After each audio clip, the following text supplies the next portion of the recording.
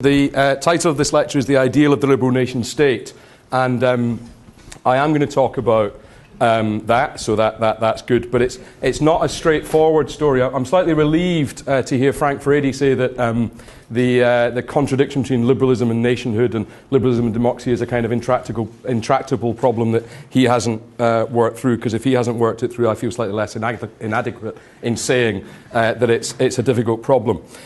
The idea of the liberal state is reasonably straightforward, so I want to talk about that a little bit. Liberalism, at least in its first couple of centuries of incarnation, since its emergence somewhere in the 17th century, is at one level an ideological attempt to resolve a fundamental historical contradiction between, on the one hand, an ideal of individual freedom, the idea that men are individuals who are, in the tradition that it's discussed, who are born free, while on the other hand, we live under repressive, coercive apparatuses of states which impose limits upon us and which restrict our freedom. And different political philosophers throughout particularly the early period of liberalism, but into the 20th century even, think about Hobbes and Locke in the 17th century, and Rousseau and Jefferson in the 18th, Mill perhaps in the 19th, John Rawls even in a funny kind of way in the 20th. They've come up with some different kinds of intellectually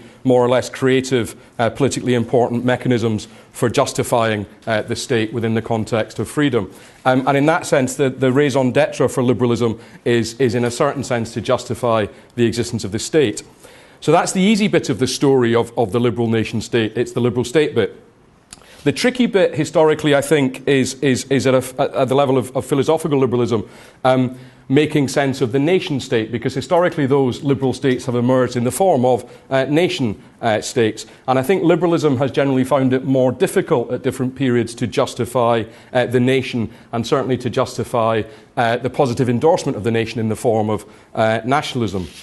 This has historical ambivalence about that liberalism has towards the nation, I think, is expressed in the slightly different takes on what a nation is of two 19th century liberal historians and philosophers writing within a couple of months of each other. So if we turn first to John Stuart Mill, and I'm going to use this because it will keep you entertained. If I'm dull, you can read away with me some of the quotes I'm going to use. I'm going to use quite a few quotes.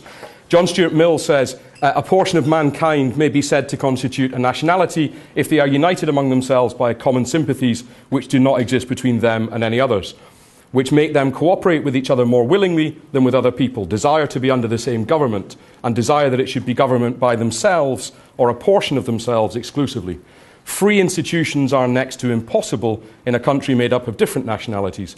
Among a people without fellow feeling, the united public opinion necessary to the workings of representative government cannot exist. For this reason, the famous bit, it is in general a necessary condition of free institutions that the boundaries of government should coincide in the main with those of nations.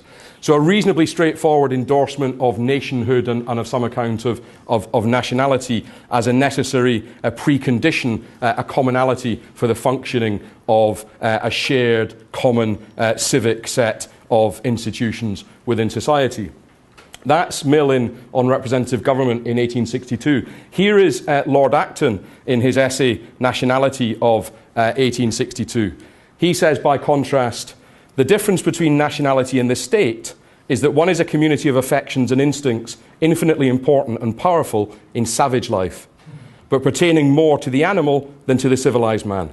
The other is an authority governing by laws, imposing obligations, and giving a moral sanction and character to the natural relations of society.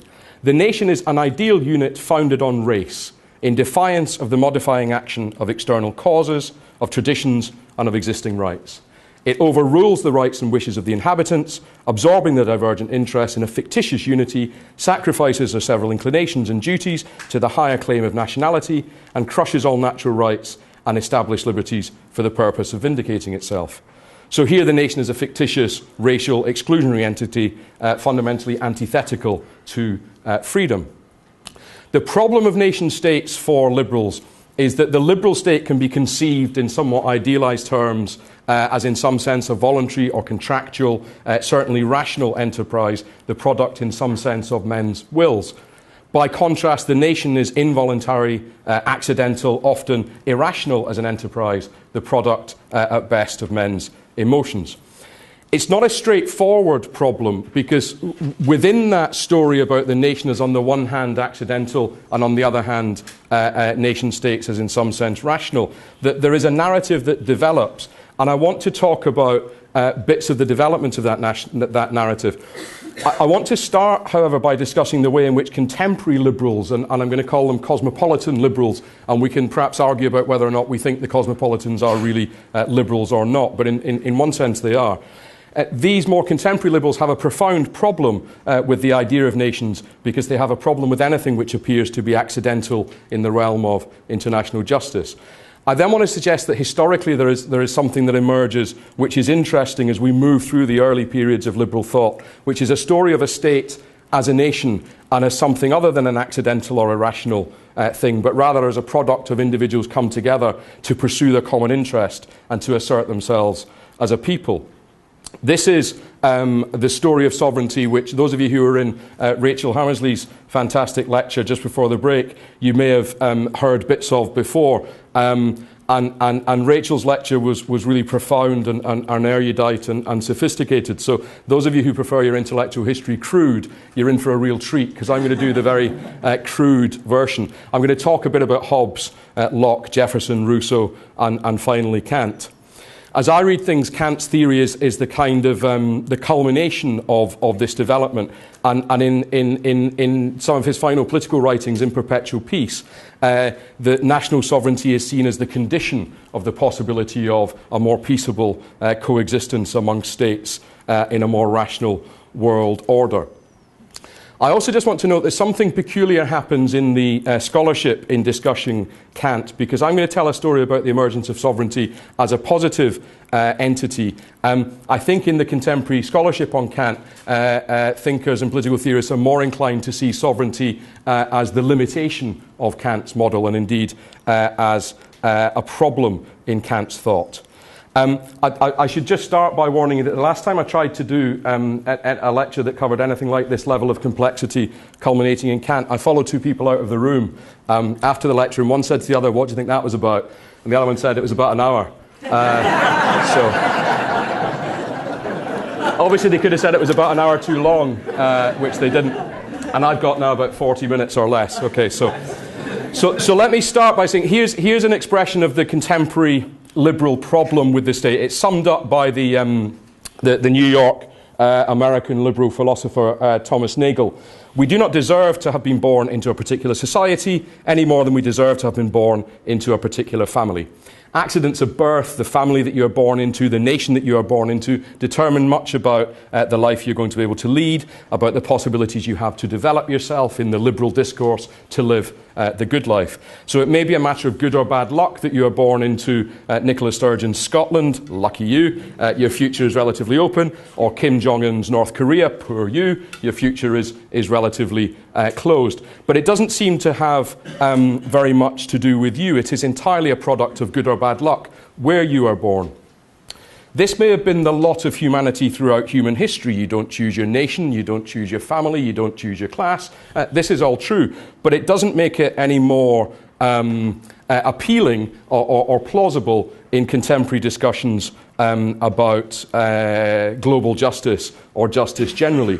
A world which is divided into nations seems to be a world within which your nationality determines a great deal about your life, and that fact is entirely undeserved.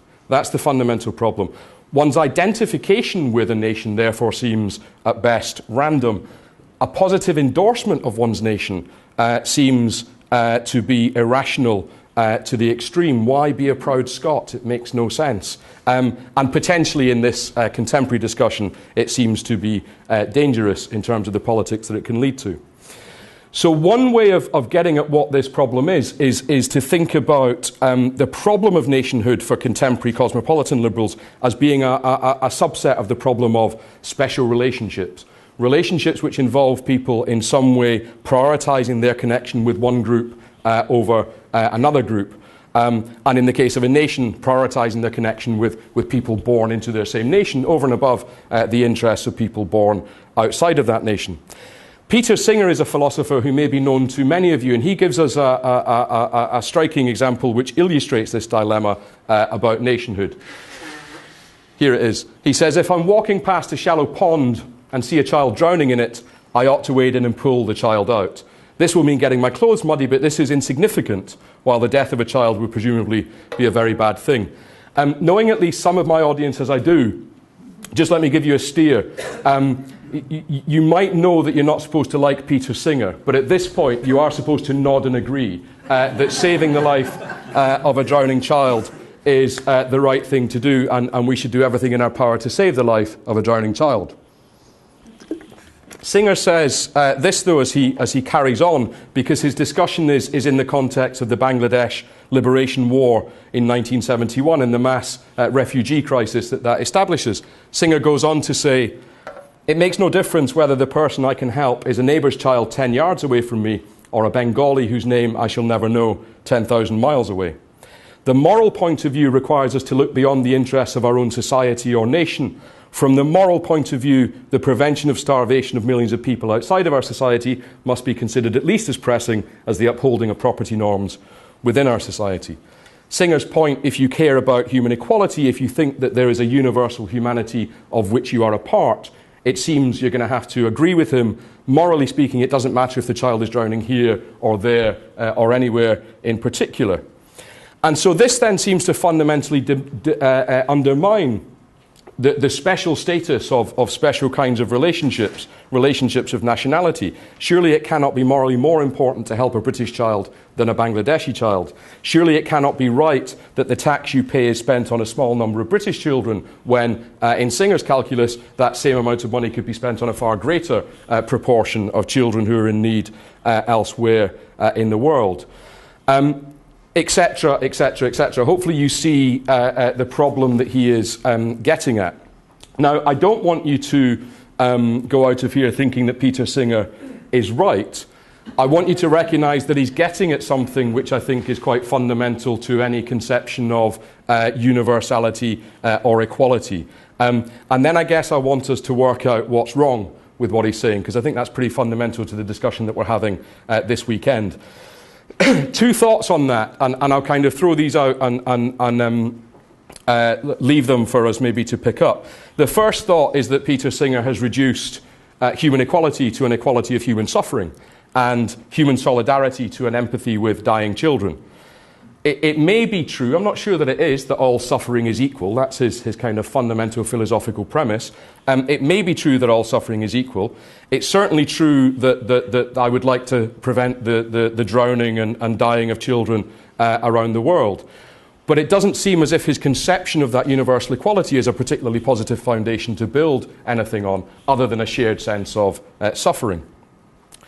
A second related challenge to this kind of broad cosmopolitan ethic comes from Slavoj Žižek in his 2016 book Against the Double Blackmail on Refugees, Terrors and Other Trouble with Our Neighbours. I gather, I wasn't in his session, but I gather Angus may have referred to this previously.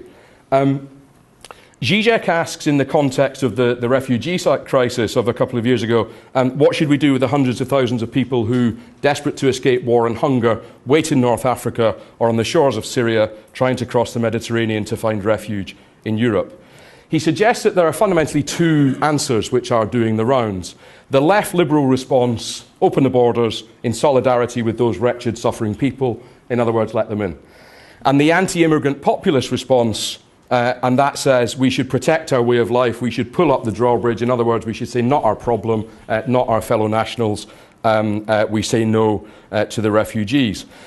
Žižek thinks that both responses are profoundly problematic, but he thinks that the left response is in some sense more problematic. He says, the greatest hypocrites are those who advocate open borders. Secretly, they know very well that this will never happen, for it would trigger an instant populist revolt in Europe. They play the beautiful soul which feels superior to the corrupted world while secretly participating in it. They need this corrupted world as the only terrain where they can exert their moral superiority. So there you go, you fucking hypocrites. But he's also got a point, I think. A point that, I mean, oftentimes Žižek has a point and then loses it, as I think he does in the rest of the book. But he has a certain kind of point. It strikes me that the problem with the contemporary liberal cosmopolitan position is that on the one hand, it presents the nation as if it is an entity that is entirely disconnected from the people as a people.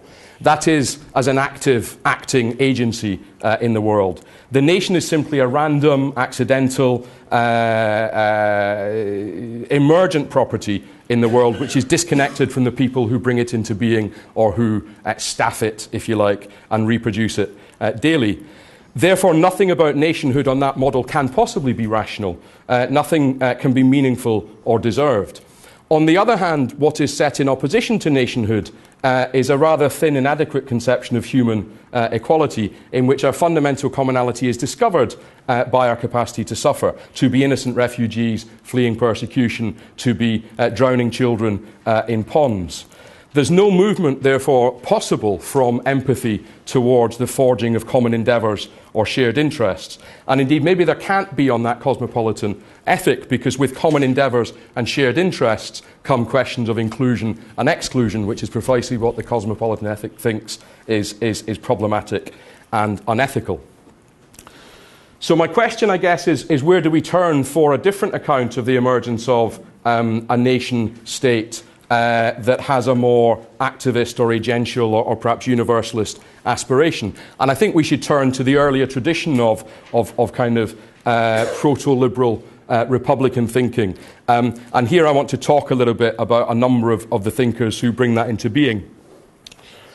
Thomas Hobbes is the first great liberal theorist of the state, not because his vision of the state is a liberal one. Quite the contrary. His Leviathan is a terrible monster who rules by the sword and rules absolutely.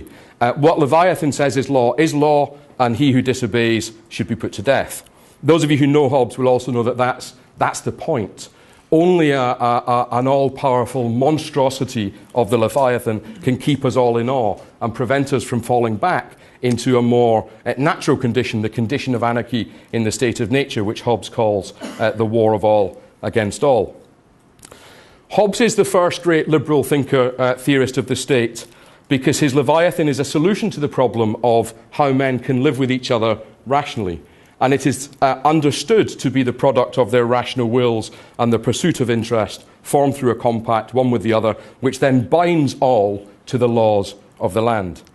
It is therefore no accident that in the famous frontispiece, the engraving in the first edition of Leviathan, Leviathan is composed of the people who are the Leviathan's subjects. The state in its sovereign form, or the sovereign, I should say, who governs the state, is composed of the people who he governs over. Hobbes says on the formation of this Leviathan, a commonwealth is said to be instituted when a multitude of men do agree that to whatever man or assembly of men shall be given by the major part the right to present the person of them all, every one shall authorise all the actions and judgments of that man or assembly of men in the same manner as if they were his own, to the end to live peaceably amongst themselves and to be protected against other men. The commonwealth is formed by men coming together in mutual self-interest. The commonwealth is not a natural fact, it is a construct of human will, an artificial construction whose purpose is to serve a rational interest, an interest in peaceable coexistence over war. Note also, interestingly, that for Hobbes, the rights which make the essence of sovereignty, to quote him, are incommunicable and inseparable. So against the particular divisions of authority which dominate in early modern Europe, Hobbes follows a tradition from Baudin and Grotius that some of us heard about earlier from Rachel Hammersley, that sees sovereignty as necessarily unitary and profoundly indivisible. Hobbes's argument for a unitary sovereign state founded on the rational interests of the people who compose it is given a more liberal hue, famously in a story that you will all know, by John Locke. His treatises on government are published in 1689, 40 years after Hobbes' Leviathan, on the victory of the Glorious Revolution. In Hobbes' work, human equality is conceived somewhat crudely. We are all equal, in Hobbes' view, in that we are equally capable of getting one over on each other. We are equally capable of defending ourselves against the threat of each other, because we are equally rationally capable of coming together, of joining together in defence of ourselves against other people. That is where equality exists.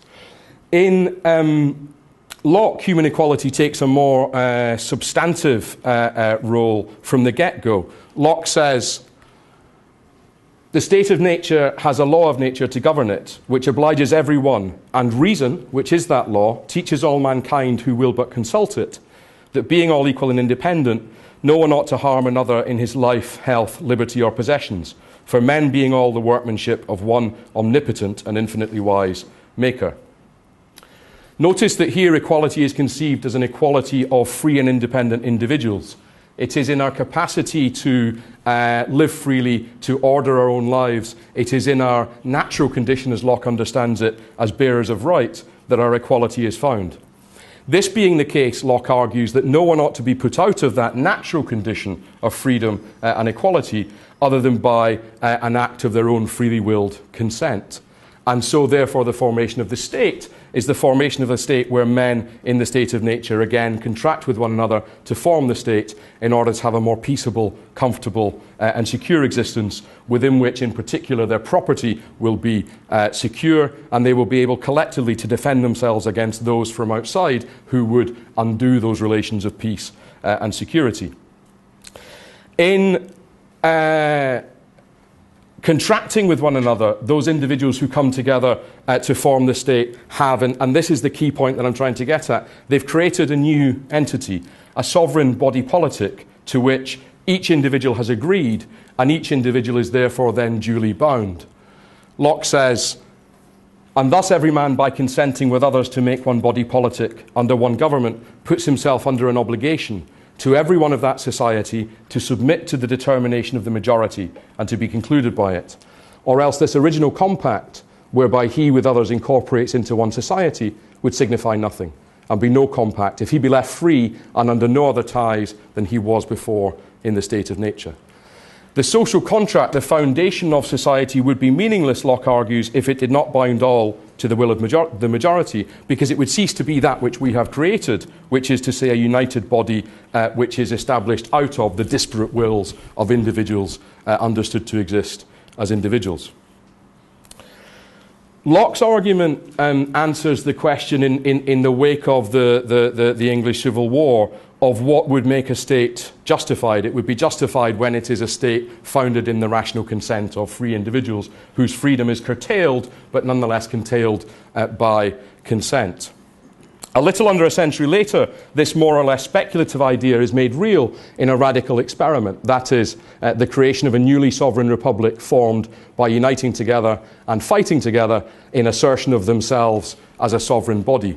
The famous open letter to King George III by this group of revolutionaries begins, forgive me if you know this, when in the course of human events it becomes necessary for one people to dissolve the political bands which have connected them with another, and to assume among the powers of earth the separate and equal station to which the laws of nature and of nature's God entitle them, a decent respect to the opinions of mankind requires that they should declare the causes which impel them to that separation. Notice, just as an aside, a profoundly rational argument to explain why we form together in a special relationship and assert ourselves as a unified force in opposition to the special relationships that we previously had with other people and indeed with you, King George.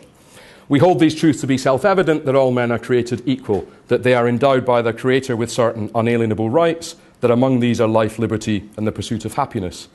That to secure these rights, governments are instituted amongst men, deriving their just powers from the consent of the governed, that whenever any form of government becomes destructive of these ends, it is the right of the people to alter or to abolish it and to institute a new government. What is important in this idealized form is that what is key is the sovereign people come together to assert themselves as a people, and a government then protects and preserves and guards over that. But in the instance that a government ceases to do that, that body of people can again dissolve the government and reform a new state which can serve their interests.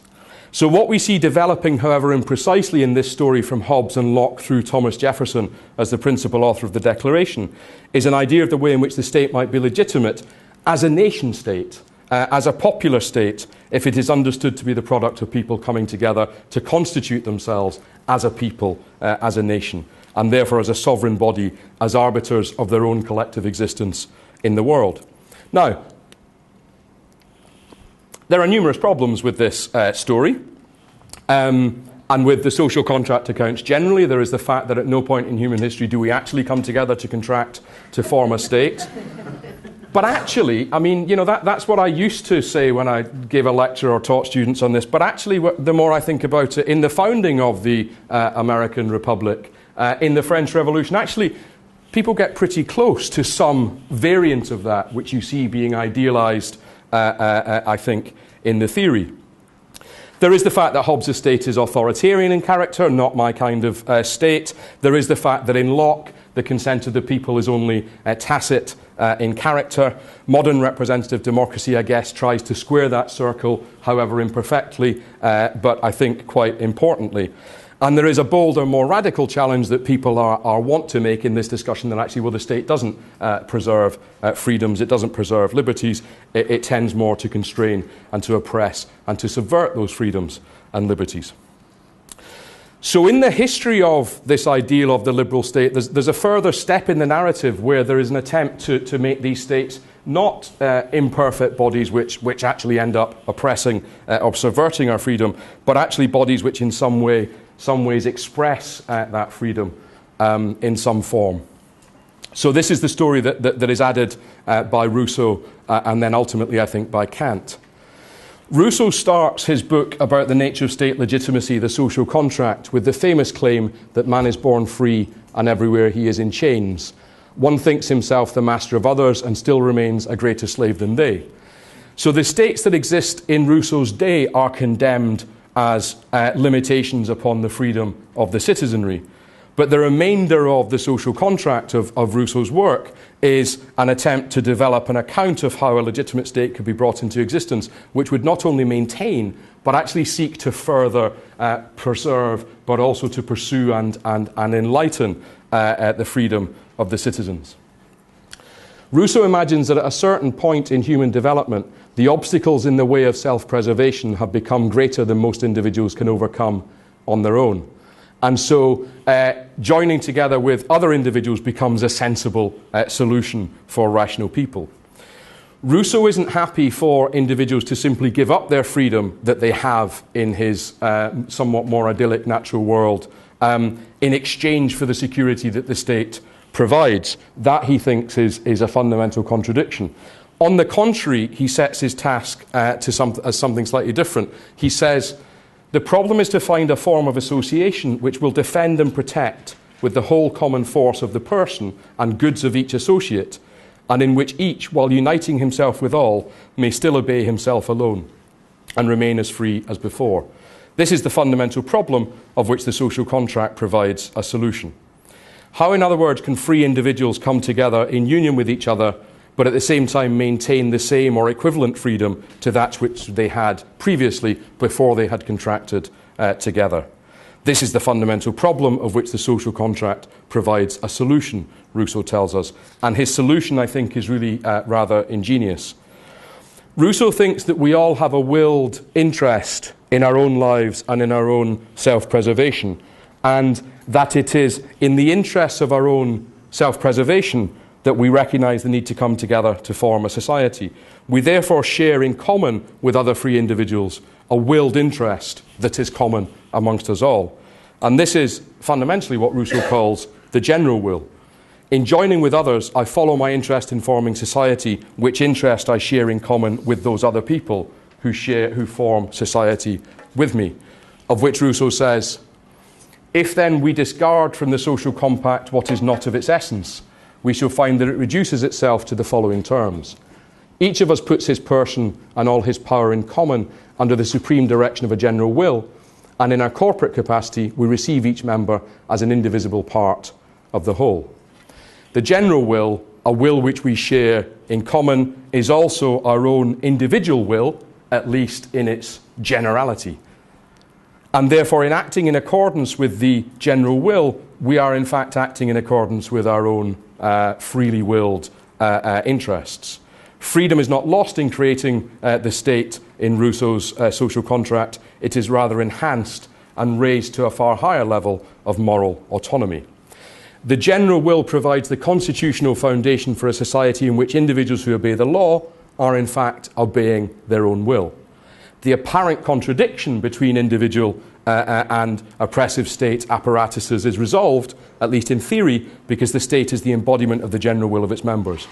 And the people are sovereign, Rousseau says, when they come together in assertion of the general will. How we determine the content of that general will at any point is a problem. And I don't think Rousseau ever quite satisfactorily resolves that problem. We discussed in the earlier session before the break the extent to which Rousseau, along with a number of the other liberal theorists, are actually quite against factionalism and debate and argument and all of these kind of things. Rousseau's general will it's a proto-democratic will, or maybe it's not really a democratic will at all. It's not formed by asking the people what they think, and certainly not by asking the people to reflect too hard upon what they think the answers should be. Therein lies a problem. It is rather a kind of proto-democratic ethical will. It is what emerges when every individual is asked to adopt the perspective of the whole, that is to say, the general interest, the position of universality. Rousseau thinks that achieving the general will is difficult, he's surely right, and then once achieved, maintaining it is yet more difficult, if not impossible. Individuals will also be tempted to pursue their own interest at the expense of the whole, and from time to time individual citizens will find themselves reaching conclusions which are in direct contradiction with the general will. The infamous solution, but the one that's least interesting, I think, which he proposes to solve this problem, is the famous claim that individuals who find themselves in contradiction with the general will must be forced to be free. In other words, we force them to recognise that what they thought was their will wasn't their will. They were mistaken about what they thought. Cue much liberal breastbeating, disavowal of Rousseau as an authoritarian, ask Isaiah Berlin, Rousseau, ... Stalin. I mean, it's not entirely unwarranted, if a little bit unmediated in the slope that we then slip down, but nonetheless a problem. I think that's not the very interesting bit of how Rousseau resolves or seeks to resolve the problem of individuals not adhering to the general will.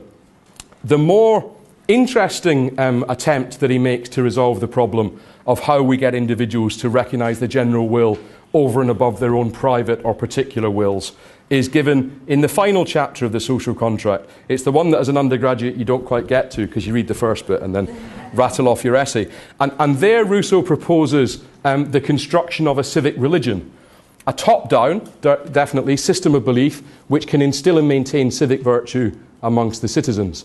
Its purpose is to foster a sense of sociability, a love of public duty, and a willingness to serve society. And here I think Rousseau comes very close, and maybe he comes so close that he actually does it. He's calling for a Republican nationalist ideology, some mechanism of cohering the people together with a love of state or of country which can unite them with a sense of common purpose, a common sentiment, and so make shared life more possible. What he calls for, in other words, I think is very similar to what Mill thinks is the positive force of nations and nationalism, a sense of commonality and an agreement on a set of common assumptions which will make civic life possible. This civic religion in Rousseau's treatment is a religion. It's not Christianity, he suggests, which teaches only servility, but it's certainly a religion that involves a deity and worship. It involves a belief in an afterlife in which virtue will be rewarded, a celebration of justice over injustice, and a belief in the virtue of service to others. Interestingly, it's also, although top-down, and this is where the kind of Berlin reading of Rousseau, I think, is problematically unsophisticated. Although it is a top-down imposition upon the people, it seems in the way that Rousseau discusses it that while we must publicly adhere to the civic religion, privately we might have a whole set of other kinds of beliefs. So it's a civic religion which permits in theory, if not in practicality, of religious freedom, of the potential for freedom of belief and freedom of worship. This is, I think, underdeveloped in Rousseau, as much of Rousseau is underdeveloped in Rousseau and requires a bit of development. But it's nonetheless an interesting, I think, understanding of the first kind of ideology of nationalism or nationhood in its positive force, in maintaining a shared universal set of assumptions amongst a people. The underdeveloped character of Rousseau is taken up and developed, obviously, by the French revolutionaries who develop and draw inspiration from Rousseau's idea of both the general will and the civic religion, both of which are attempted and discussed. I think it's worth noting at this point that the two features that I've suggested in Rousseau's theory, which do most to unite individuals together in common purpose with a sense of their common freedom in the form of a unitary sovereign body, those two things, the general will and the civic religion, are also the two things which more contemporary liberal thinkers are most critical of and derisory of, in terms of Rousseau being not the celebrator of individual freedom or of self-determination, but rather the author of authoritarianism and indeed of Stalinism and all the rest of it. The philosopher and author of What is Enlightenment, Immanuel Kant, writes in the margins of his own copy of one of his own books, a book called The Observation on the Feeling of the Beautiful and the Sublime. He writes, Rousseau sets me right again. The ideas that we're looking at here are cumulative, and just as I think Thomas Jefferson's Declaration of Independence drips with Locke, Kant's moral and later his political theory is very really a tidying up and a deepening of some of the ideas which were developed by Rousseau at their core. Kant's theory is also hugely complicated. Note the cunning ruse that I have done, which is to leave Kant to the last 5 minutes of the lecture and to do him quite quickly. That is what I'm going to try and do. I think Kant is complicated and contradictory and difficult to unpack and unpick. And in the literature about Kant and the way we interpret Kant, there are very often numerous different Kants. Not least, I think, problematic is the question of exactly where Kant stands on the issue of political sovereignty. On the one hand, the Kant that I'm going to try and tell you a little bit about seems to argue that popular sovereignty is the foundation of legitimate republican, he calls it, constitutional statehood. And such sovereign statehood is the condition of international cooperation and perpetual peace. On the other hand, we need to note that Kant is also the originator of the theory of cosmopolitanism, a forerunner, I think, to the contemporary liberal cosmopolitans that I've suggested we don't want to agree with. But nonetheless, that cosmopolitan sentiment, that universality is there in Kant. I think Kant ultimately has a sense of a cosmopolitanism which must be territorially bounded in the form of states, but I think most people who now write about Kant either disagree with me, or if they agree with me on that, they think that's what's wrong with Kant. And that in and of itself is interesting.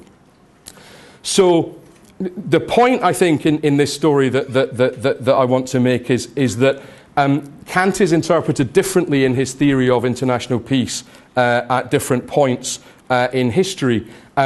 The periods of anti-colonial struggle, of notions of states as self-determining entities, of the possibility of states and peoples as a means towards freedom, tend to read the sovereignty in Kant as hugely important to Kant.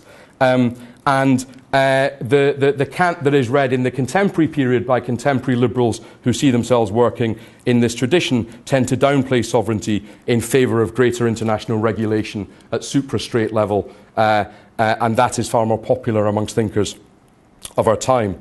A number of contemporary thinkers think that Kant's emphasis on sovereignty is the one thing that stands in the way of Kant being any use to us in discussing global justice. So Antonio Franchetti writes in his book Kant and Liberal Internationalism that Kant has a deeply entrenched, if not dogmatic, commitment to sovereignty, and this is a profound problem for liberals. Here's what he says.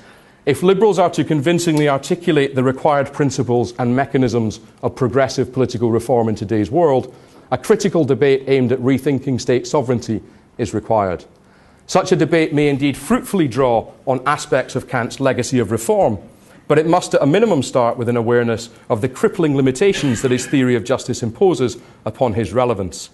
Kant's political theory and its normative explanation of international reform rely on a dogmatic conception of state sovereignty that unnecessarily blunts the force of his cosmopolitanism. So the core idea that I've suggested that we see emerging from Hobbes through Locke and Jefferson and others and Rousseau and ultimately in Kant, which draws together the idea of individual freedom with republican statehood in the form of something like a nation-state, is for the contemporary theorists the problem for Kant. And now, quickly, yes. Have I got time or shall I dump Kant? No, I'm kidding. I'm going to be quick and say, what does Kant argue? 2 minutes. In 2 minutes. So to get at the politics, we've got to go back to the earlier philosophy in 2 minutes. The underlying moral theory which Kant develops first is the heart of his attempt to found an ethics upon universal recognition of human dignity. Kant thinks it is our status as autonomous beings who are ends in our own lives, which is the foundation of any possibility of morality. Kant argues that as finite beings, it is only by rising above our natural condition that we can aspire towards our inherent universality as persons.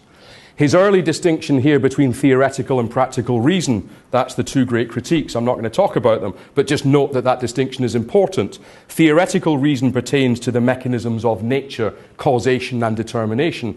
Practical reason, on the other hand, is that which establishes our capacity as individuals to determine ourselves in some sense independently of nature and thus to function at the level of morality. Kant says morality is the only condition under which a rational being can be an end in himself and a law-making member of the kingdom of ends. Therefore, morality and humanity, insofar as it is capable of morality, is the only thing which has dignity. Moral autonomy, the capacity to act under laws which we will for ourselves as universal laws, is the condition of humanity to which we aspire, and it is expressed in actions which are done in Kant out of a sense of duty to the moral law. Autonomy, Kant says, is the idea of will in every rational being as a will which makes universal law. Autonomy is thus the condition of morality. Notice that all Kant has done is to take Rousseau's notion of individual freedom, which is maintained when individuals come together and act in accordance with the general will, which is their will, and he's raised it to the level of a universal moral law. Individual autonomy and universal morality are united in Kant when the individual acts on maxims which they could at the same time will to become universal laws. This is simply my restatement of Kant's first formulation of the categorical imperative. The test of whether or not my action is moral is whether or not it is based on maxims which are universalizable. At the very core of the theory is an attempt to preserve the individual as sovereign, as an autonomous being who is at the same time part of a shared universal human project within which all individuals are recognized for their dignity and autonomy as ends in themselves. Kant's theory of justice, then, is an attempt to bridge the gap between morality and politics, to reform the political relations between states to make them capable of recognizing the possibility of justice. Politics, Kant thinks, is necessarily problematically governed by instrumental interests, contingent and empirical ends. The establishment of right in politics, more or less something like negative freedoms and the rights of individuals not to be coerced, this is raised to the level of morality, Kant thinks, because he says any action is right if it can coexist with everyone's freedom in accordance with the moral law. The process of determining what is right is a shared ethical endeavour whereby we all maintain our freedom in relation to one another. Very much Rousseau taken to a higher level of abstraction. Justice exists when morally autonomous agents can coexist and live with one another in accordance with common principles. And the form of state which asserts and preserves and which is dependent upon this idea of individuals as their own end is the state organised around republican constitutions, Kant thinks. The kind of state is legitimate following Rousseau and the earlier tradition because it involves the common subordination of the people to a system of laws which they have willed for themselves as laws. In Kant's theory, a republican constitution ensures that the sovereign, is responsive to the ends of the citizens as ends. So what does this have to do with international relations theory? Long story in a sentence or two. Kant thinks that the responsive character of republican sovereigns to the status of citizens as autonomous ends in themselves creates the possibility of peace between states. A sovereign state which must consider the fundamental dignity of its citizens will be severely limited in its capacity to enact war against other states. These conflicts necessarily involve the deployment of citizens as means to the ends of others rather than as ends in their own right. A decision to send citizens to fight in a war is unlikely to be decisions which the citizens will recognise themselves as ends. Paying men to kill or to be killed appears to use them as mere machines and tools in the hands of one another, the nation, which is inconsistent with the rights of humanity. That's a very condensed Kant, but that's how Kant gets to the condition, I think, of international peace through this story of sovereignty as it has developed. What I'm not trying to argue, and this is me ending, what I'm not trying to argue is that this is quite a democratic will. I don't think that is quite what we're talking about. It's a proto-democratic ethical will that is being developed. What I am trying to suggest, I guess, is that it's the emergence of an account of sovereignty, of popular sovereignty, which exists when a people come together to assert themselves as a common body in distinction to other peoples around the world. In other words, a notion of sovereign or popular sovereign nationhood, which founds an idea of a state as a legitimate nation state. And that activist component, that notion of nations being things which are formed through their own will, through an act of coming together and asserting themselves, stands, I think, in direct contradiction to the more modern cosmopolitan account, which tends to see states as purely accidental entities which cannot be about freedom, and instead which poses a universalism which is incredibly thin and based not on a universal possibility of freedom or of action, but at best on a universal possibility of common human suffering, which we will want to ameliorate, undoubtedly through global organisations which will prevent us killing each other. And that's me spent.